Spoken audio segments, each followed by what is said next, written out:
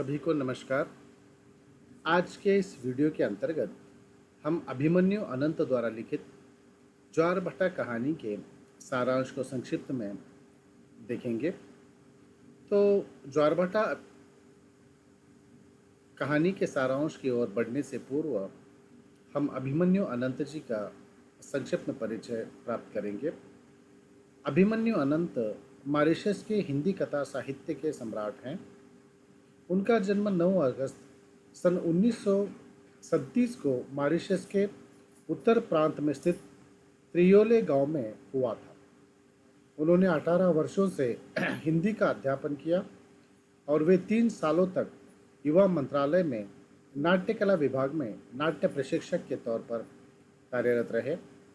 उन्होंने अपनी उच्च स्तरीय हिंदी उपन्यासों और कहानियों के द्वारा मॉरिशस को हिंदी साहित्य में मंच पर प्रतिष्ठित किया।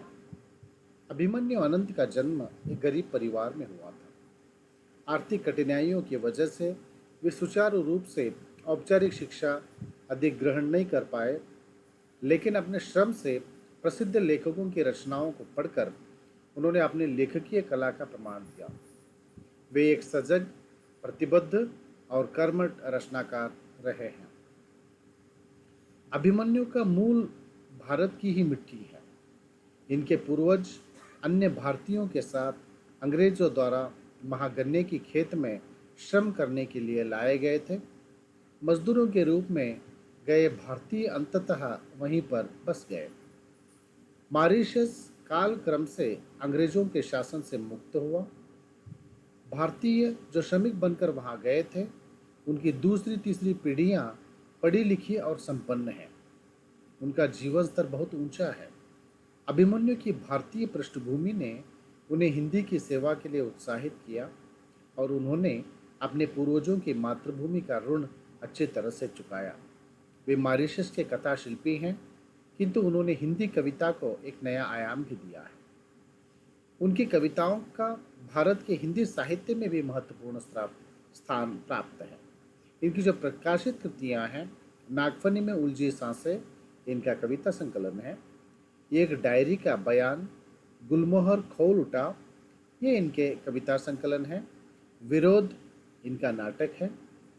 3 दृश्य भी इनका नाटक है। गूंगा इतिहास, रोक दो कान्हा इनके नाटक हैं। एक थाली समंदर, खामोशी के चित्कार, इंसान और मशीन, वह बीच का आदमी, अब कल आएगा यमराज, ये इनके कहानी संग्रह हैं। लहरों की बेटी, मार्क ट्वेन का स्वर्ग, फैसला आपका, मुड़िया पहाड़ बोल उठा और नदी बहती रही, आंदोलन, ये इनके उपन्यास, लघु उपन्यास रहे हैं। तो अभिमन्यु अनंत को अनेक पुरस्कारों से भी सम्मानित किया गया है, जैसे साहित्य अकादमी सोवियत लैंड पुरस्कार, मैथिली शरण गुप्त सम्मान, यशपाल पुरस्कार, जन संस्कृति सम्मान, उत्तर प्रदेश हिंदी संस्थान आगरा द्वारा भी पुरस्कार। तो ये इनके पुरस्कार रहे हैं।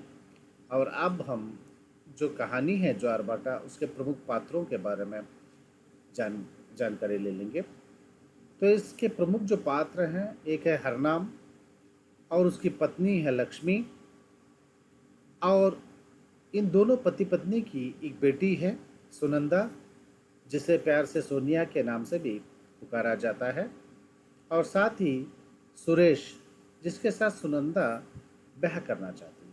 ये प्रमुख जो हैं 4 पात्र इस कहानी के रह चुके हैं। और जो कहानी का सारांश है वह इस प्रकार रहा है। हरनाम अपनी पत्नी लक्ष्मी के साथ खुशी का जीवन बिता रहा था। वह रोज समुंदर में नाव चलाता और कुछ पैसे कमाता। इसी से उसके घर का खर्चा पानी भी चला करता था। उनकी एक बेटी थी जिसका नाम था सुनंदा, पर आस पड़ोस के लोग उसे प्यार से सोनिया नाम से पुकारा करते थे। तब से उसका नाम सोनिया पड़ गया था। हरनाम की जिंदगी में अचानक एक तूफान आता है। एक दिन जब वह अपनी पत्नी को नाव में लेकर समुंदर में जा रहा था, तो पत्नी ने उससे पूछा कि इस गांव में पतियों से पहले पत्नियां मरती क्यों हैं। अगर मैं मर गई तो हमारी बेटी सोनिया को तुम अवश्य ही डॉक्टर बनाना। अगर तुम डॉक्टर नहीं बना पाए तो मैं मरकर भी शांति नहीं पाऊंगी। इतने में काफी जोर की मूसलधार वर्षा शुरू हो गई। ज्वार भाटे ज्वार भाटे का तात्पर्य है, इसका अर्थ यह है, चंद्रमा और सूर्य के गुरुत्वाकर्षण बल और पृथ्वी के घूमने की वजह से समुद्र के स्तर में होने वाले उतार चढ़ाव को ज्वार भाटा कहते हैं। ज्वार भाटा की वजह से समुद्र का पानी ऊपर उठता है और आगे बढ़ता है तो उसे ज्वार कहते हैं। वहीं जब पानी नीचे गिरकर पीछे लौटता है तो उसे भाटा कहते हैं और यह ज्वार भाटा रहा है।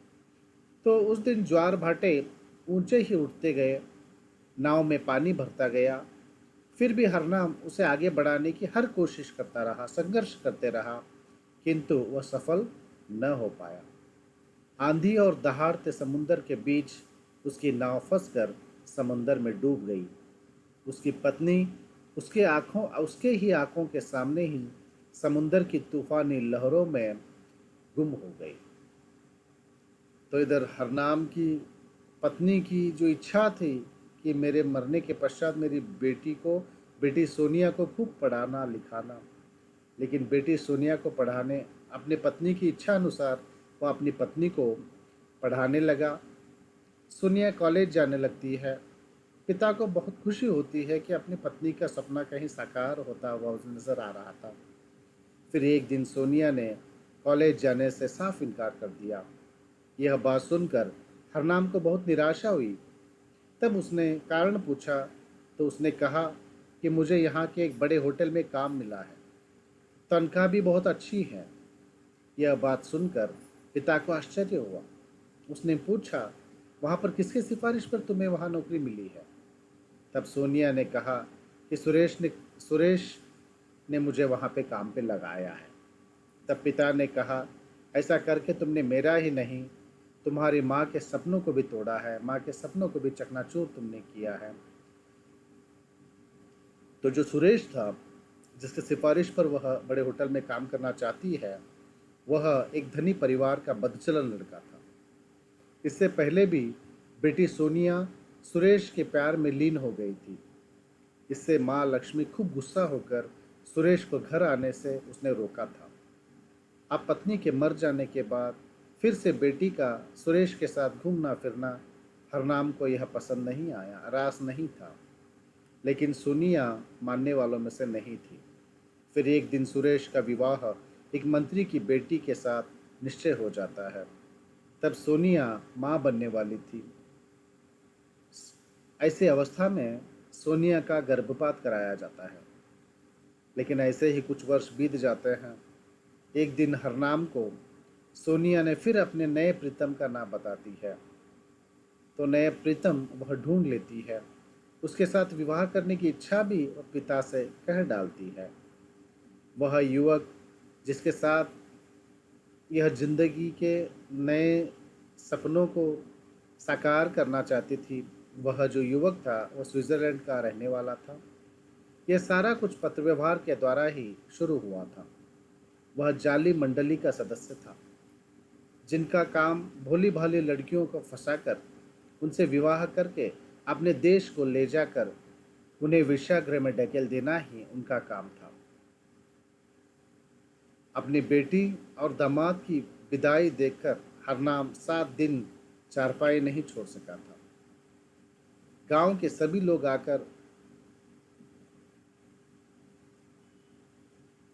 अपनी बेटी और दामाद की विदाई देखकर हरनाम 7 दिन चारपाई नहीं छोड़ सका था। गांव के सभी लोग आकर उसको धैर्य देकर जाते थे। विवाह के 2 महीने बाद सोनिया की एक चिट्ठी आई थी और उसमें लिखा था कि वह उस सुंदर देश में बहुत खुश है। उसके बाद उसकी कोई चिट्ठी वापस नहीं आई। कुछ दिनों के बाद वीकेंड अखबार में उसकी तस्वीर छपी थी और उसमें लिखा था कि वह वेश्या का काम करते हुए, यानी सोनिया वेश्या का काम करते हुए पकड़ी गई है। इससे हरनाम को बहुत दुख हुआ। अपने सारे अरमानों सपनों को नाश होते देखकर वह खून का घूंट पीकर रह गया और यहीं पे जो है यह कहानी समाप्त होती है। धन्यवाद।